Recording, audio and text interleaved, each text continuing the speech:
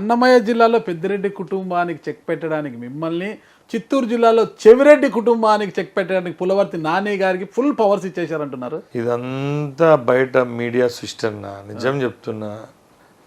నిన్నలా మొన్న అంటే ఆల్మోస్ట్ 20వ తేదీ మా ముఖ్యమంత్రి గారు ఎంపీలు మంత్రులు కలిసి ఒక మీటింగ్ ఏర్పాటు చేశారు.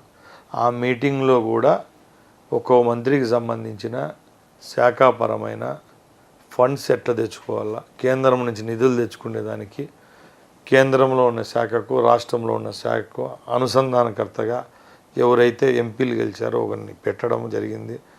ఈ వ్యవస్థలో ఈ విధమైన మీటింగ్లే జరుగుతాయి. అక్కడ లోపల 4 గోడల మధ్య చంద్రబాబు నాయుడు గారి దగ్గర జరిగేటన్ని డిసిప్లిన్డ్ మీటింగ్స్.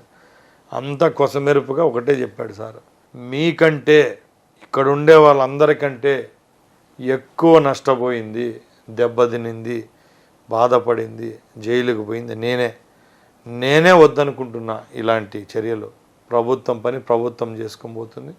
పోలీసు వ్యవస్థ ఉంది, చట్టసభలు ఉన్నాయి, కోర్టులు ఉన్నాయి, అవి చూసుకుంటుందే తప్పక మంత్రులు ఎమ్మెల్యేలు ఎవరన్నా ఇలాంటి చర్యలు పాల్పడితే తోలు తీస్తానని మా సార్ చెప్పినాడు. అంతే తప్పక ఆయన వీళ్ళని శిక్షించాలంటే ఒక రాంప్రసాద్ రెడ్డినో నాలాంటి మంత్రులను 5 మందికి మంత్రి పదవులు ఇచ్చేసి చేయించే పరిస్థితులు ఆయన లేడు.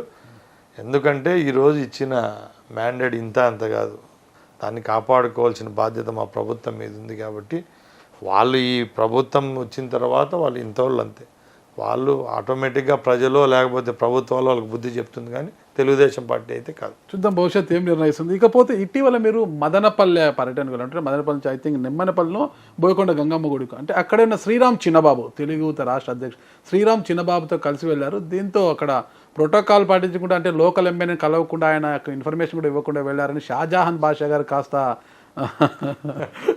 ఫీల్ అయ్యారు, కొంత గొడవ వాతావరణం సృష్టించారనే ఒక విమర్శలు వచ్చాయి. అన్ని ఫేక్ న్యూస్ అన్న. షాజహాన్ బాషా ఆయన ఎమ్మెల్యే, ఇప్పుడు కూడా అసెంబ్లీలో కలిసే తిరిగినాము ఆయన నిన్న. ఆ రోజు యాక్చువల్గా మా కేంద్ర మంత్రి, మా ప్రభుత్వం ఉమ్మడి ప్రభుత్వం కాబట్టి నితిన్ గడ్కరీ గారు వచ్చినారు అని ఆయనతో పాటు ఇద్దరం పార్టిసిపేట్ చేసినాం. అక్కడి నుంచి మాకు పుంగనూరులో టెంపుల్ ఓపెనింగ్ ఉండింది. నాతో పాటు మా ఇన్ఛార్జ్ చల్ల రామచంద్రారెడ్డి గారు ఒకే వెహికల్లో ఉన్నాం. మేము పొంగునూరు పోయే మార్గంలో మధ్యలో ఈ నిమ్మనపల్లిని వస్తుంది. నేను ఫస్ట్ టైం చూడడం ఆ ఏరియా కూడా. ఇట్లా బండి పోతా ఉంటే మా క్యాన్వాయ్ పోతా ఉంటే ఒక 200 మంది కార్యకర్తలు జెండా పెట్టుకొని ఎంత ఉన్నారు. మా ధర్మం ఏంది, ఎవరి భిక్ష వాళ్ళు ఈరోజు మంత్రి పదవి అనిపిస్తుంటాను, వాళ్ళు కేవలం రాయచూటోళ్ళు కాదు, ఎక్కడ వాళ్ళకైనా తెలుగుదేశం జెండా కనపడితే దిగి సెల్యూట్ చేయాల్సిందే మా కార్యకర్తకు. ఆ పనిలోగా దిగాము.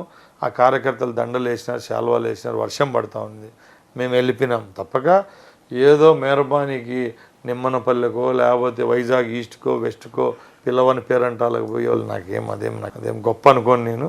అది యాదృచ్ఛికంగా జరిగి ఉంటుంది. వాళ్ళ లోకల్ ప్రాబ్లమ్స్ ఏమున్నాయో నాకు తెలియదు. అలాగే ఒకటి చెప్తున్నా, శ్రీరామ్ చిన్నబాబు అనే అతను కూడా ఆయన ఏం బీజేపీ వాడు కాదు, ఏమంటారు జగన్ పార్టీ వాడు ఏం కాదు. అతను తెలుగుదేశం పార్టీ వాడు. అతను స్టేట్ ప్రెసిడెంట్ యువతకు, తెలుగు అధ్యక్షుడు. అతను కూడా మా పార్టీలో క్యాబినెట్ హోదా అనే అట్లా ఆ స్థాయివాడు. అంతే తప్పక ఇవన్నీ పార్టీలో సంబంధించిన విషయాలు తప్పక ఆడ యాగి చేయడము, మా ఆయన ఎమ్మెల్యేకు నాకు రచ్చ ఉండడం చాలా తప్పు. ఎందుకంటే నేను అట్లా ఒకరికి జుట్టిచ్చేవాడిని కాదు, ఫ్రాంక్గా చెప్తా. నాకు చంద్రబాబు నాయుడు బాధ్యత పెట్టాడు. పెట్టిన తర్వాత కార్యకర్త అనేవాడు ఇక్కడ కాదు, అమెరికాకు పోయినా మా తెలుగుదేశం జెండా కనపడినా కూడా సెల్యూట్ కొట్టాల్సిన ధర్మం మాకుంది. ఎందుకంటే ఆ జెండా పైన ఆ జెండా పట్టుకొని గెలిచిన వాళ్ళం మేము తప్పక, మేము లీడర్లమైతే నిమిత్త మాత్రం. జెండా పట్టే కార్యకర్తే మాకు అవసరం. వాళ్ళు ఎక్కడ నిలబడినా నిమ్మనపల్లిలో కాదు, ఆఫ్ఘనిస్తాన్లో కనపడినా కూడా మేము బండి ఆపుతాం. ఒకటే ఇంత వేవులో కూడా, అంటే పువ్వు గుర్తుకు రాయలసీమలో ఓట్లు పడతాయా అన్న ఒక అనుమానం ఉన్నా కూడా జమ్మలమడుగులో ఆదినారాయణ రెడ్డి గారు గెలిచారు పువ్వు గుర్తుతోనే, బీజేపీ గుర్తుతో. కానీ రాజంపేటలో అమర్నాథ్ రెడ్డి గారు గెలవడం అనేది ఎలా జరిగింది? అన్నమయ్య ప్రాజెక్టు బాధితులకు ఇంతవరకు న్యాయం జరగలేదు. అక్కడ మొత్తం మేడా మల్లికార్జున గారు కావచ్చు, ఆయన సోదరులు కావచ్చు చేసిన అవినీతి అక్రమాలు అంతా ఇంత కావాలని అందరికీ తెలిసిన విషయమే. రాజంపేటను ఏ విధంగా భ్రష్టు పట్టించారని తెలుసు. అయినప్పటికీ కూడా అక్కడ రాజంపేట మీరు కోల్పోవడానికి బలమైన కారణం ఏంటి? అసలు రాజంపేట కావచ్చు, తంబలపల్లిలో ద్వారకానాథ్ రెడ్డి గారు చేసింది ఏమీ లేదు, అక్కడ కూడా మీరు పట్టుకోల్పారు. అన్న అక్కడ ఎవరు తప్పు లేదు. యాక్చువల్గా తమ్మలపల్లి రాజంపేట మా పక్క నియోజకవర్గాలే.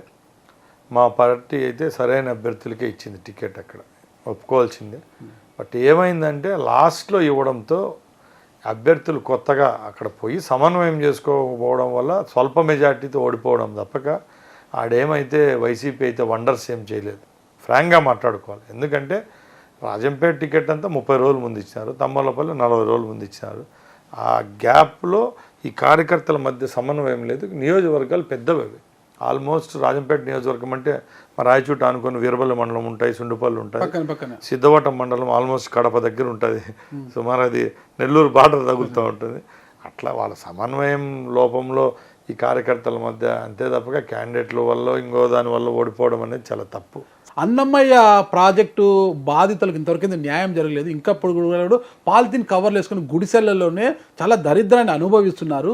నెల రోజుల్లో ఇల్లు కట్టించిస్తామన్న ఆ రోజు జగన్మోహన్ రెడ్డి గారు ఇంతవరకు అతిగతి లేకుండా ఆ ప్రభుత్వం కూడా పోయింది కదా. మీరు ఒక మంత్రిగా బాధ్యత తీసుకొని ఆ శాఖ మంత్రితో మాట్లాడి వారికి ఏమైనా న్యాయం చేసే అవకాశం ఏమైనా ఉందా? ఇప్పుడు కరెక్ట్ క్వశ్చన్ అడిగారు నా మీరు. ఒక 4 days back Annamayya project SC గారు వచ్చారు నన్ను కలవడానికి. వచ్చినప్పుడు ఆ డిజైన్స్ అన్నీ తీసుకొని వచ్చాడు. అంటే మనకు లోకల్ మంత్రి కాబట్టి అంటే చెప్పి నేను ఇదే క్వశ్చన్ అడిగా. అన్నమయ్య ప్రాజెక్టు కడతాం, మళ్ళా రెండోసారి ప్రాజెక్టు కడతాను, ఒకసారి కాలగర్భంలో గెలిచిపోయింది, కడతాను. బట్ మనం ప్రాజెక్ట్ అనేది నిర్మించేటప్పటికి మనం దాంట్లో ఆ శవాలుగా మారిన కుటుంబాలకు ఏం చేయగలుగుతామని నేను అంతా టోటల్గా రివ్యూ చేసి చెప్పించుకోవడం. అతి త్వరలోనే యాక్చువల్గా ఇక్కడ పెద్ద సమస్య ఏమొస్తుందంటే ఏ ప్రభుత్వం ఉన్నా కూడా ఒక సెన్సెస్ అనేది ఉండాలి. గత ప్రభుత్వాలు ఇచ్చే సెన్సెసే ఈ ప్రభుత్వాలు దాన్ని ఫాలో అవుతాయి. ఆ రోజున్న జగన్మోహన్ రెడ్డి ప్రభుత్వం ఈ పాపాలు కప్పిపుచ్చుకునేదానికి నిజమైన లబ్ధిదారు కుటుంబాలు ఎవరైతే ఉన్నారో ఎక్కువగా ఉంటే తక్కువగా చూపించడం జరిగింది. మీరు కావాలంటే మీ ఎంక్వైరీలో, ఎందుకంటే ప్రభుత్వానికి చెడ్డ పేరు వస్తుందని ఆ రోజు మరణాల సంఖ్య, నిర్వాసితుల సంఖ్య 10 ఉంటే 2గా చూపించినారు. నిజంగా వాళ్ళకి న్యాయం జరగాలనుకున్నప్పుడు తప్పకుండా ఈసారి క్షేత్రస్థాయిలో సెన్సస్ తీయవల్ల ఆ రోజు నిజంగా ఎన్ని కుటుంబాలు నిర్వాసితులైనారు, ఎన్ని ప్రాణాలు కోల్పోయినారు, ఎందరికి గోడు పోయింది, దెబ్బతి అది కూడిపోయింది, అలాంటివి కనుక్కుంటే తప్ప వాళ్ళకి న్యాయం జరగదు. కాబట్టి ఈ ప్రభుత్వం తగిన చర్యలు తీసుకొని నిజాయితీగా ఎన్ని కుటుంబాలు పోయినాయో వాళ్ళందరికీ మేలు జరిగే తీసుకొస్తాం. ఒక మంత్రి హోదాలో మీరు ఏమైనా అక్కడ పర్యటించే అవకాశం ఉందా? తప్పకుండా వెళ్తాం. 100% చెప్పా కదా, ప్రాజెక్టు కడతానము, డిపిఆర్లు రెడీ చేస్తానమంటే ఆ రోజే చెప్పాం. ఎందరో కన్నీళ్ళ కాదు అది. అన్నమయ్య ప్రాజెక్ట్ వెళ్ళిపో సినిమా దేవచ్చు. ఆ రోజు నైట్ జరిగిన పరిస్థితులు కూడా చాలా దారుణంగా. ఈరోజు నిజాయితీగా వాళ్ళకి మేలు చేయాలనుకున్నప్పుడు ఆ ప్రభుత్వం ఇచ్చిన సెన్సెస్ చూస్తే వాళ్ళకు ఏం లెక్కలో లేరు, తక్కువ మంది చూపించారు. ఎందుకంటే ఆ జగన్మోహన్ రెడ్డి ప్రభుత్వంలో చనిపోయిన వాళ్ళు ఎక్కువ మంది ఉంటే ఆయన ప్రభుత్వానికి సమస్య వస్తుందని వందలాది కుటుంబాలు పోతే నెంబర్ చాలా తక్కువగా చూపించడం జరిగింది. తప్పకుండా నిజమైన బాధితులు ఎవరైతే ఉంటారో వాళ్ళందరినీ వెలికి తీస్తాం, వాళ్ళ కుటుంబాలకు మంచి జరిగే విధంగా చేస్తాం. సుమన్ టీవీలో మీ పర్సనల్ అండ్ బిజినెస్ ప్రమోషన్స్ కోసం కింది నెంబర్కి కాంటాక్ట్ చేయండి.